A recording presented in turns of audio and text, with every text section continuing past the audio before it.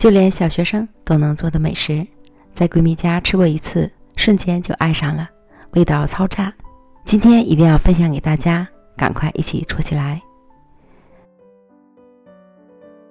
奶锅中倒入500克牛奶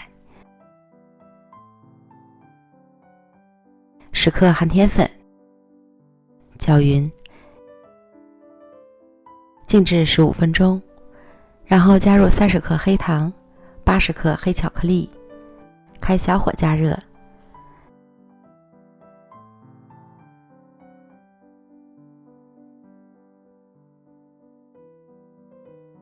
搅拌至巧克力完全融化，并且微微沸腾，关火。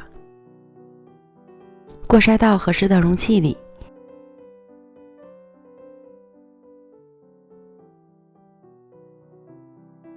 静置放凉，再放到冰箱里冷藏3小时。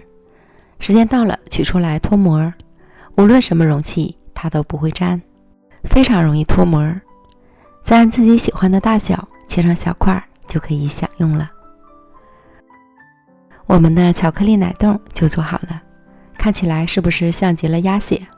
抖抖弹弹的，入口细腻丝滑，巧克力的香气直达味蕾，微甜不腻，还不齁嗓子，冰冰凉凉的，夏天吃真的是超美味。